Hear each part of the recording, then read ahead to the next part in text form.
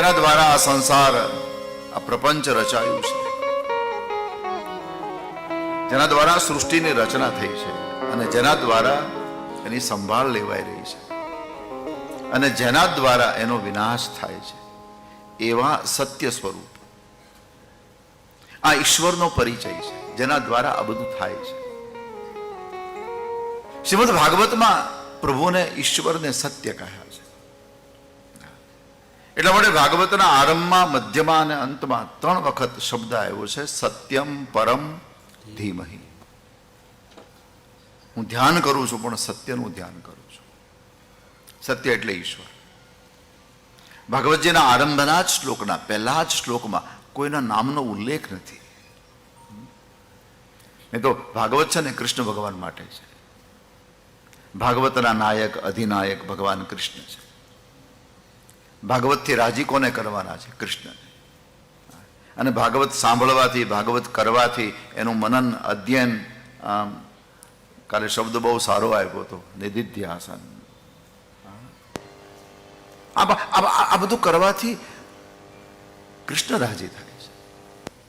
તો કૃષ્ણના રાજીપા માટે આ વસ્તુ છે, પણ એના નામનો પહેલા જ શ્લોકમાં ઉલ્લેખ નથી.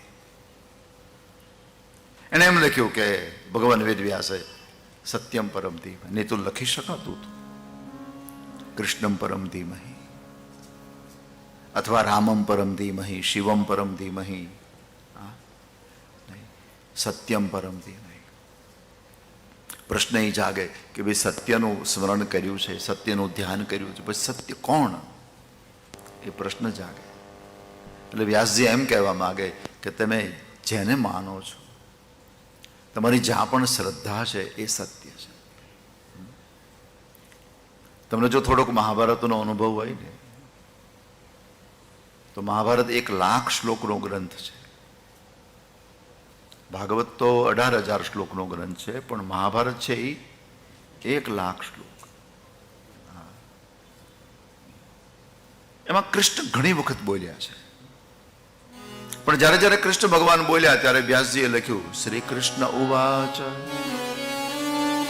શ્રી કૃષ્ણ ઉવાચ. એટલે કૃષ્ણ કહે છે, કૃષ્ણ બોલ્યા છે. પણ એમાં યુદ્ધના પહેલે દિવસે અર્જુનને મોહ થયો, યુદ્ધની ના પાડી. પછી ભગવાન કૃષ્ણ એને સમજાયો કે તું અત્યારે આ બધું તૈયારી કરીને હવે તું ના પાડે, એ થોડું ચાલે. પછી એને યુદ્ધ કરવા માટે તૈયાર કર્યો. એ તૈયાર કરવા માટે જે ભગવાને એને સમજણ આપી, એટલા સમય પૂરતી વ્યાસજીએ આ શબ્દ હટાયો. આખા મહાભારતમાં ખાલી 700 શ્લોકમાં કૃષ્ણ ઉવાચ નથી. આખી ભગવદ્ ગીતામાં ક્યાંય કૃષ્ણ ઉવાચ નથી. ભગવદ્ ગીતામાં ભગવાન વેદવ્યાસે શબ્દ વાપર્યો છે, શ્રી ભગવાન ઉવાચ. પછી કયા ભગવાન બોલે છે એ નહીં, ભગવાન. કારણ કે ભગવાનમાં ભેદ એ અજ્ઞાન છે. દ્વિતીયો નાસ્તિ, વેદાંત કહે છે કે આ સંસારમાં ભગવાન બીજો નથી, એક જ છે.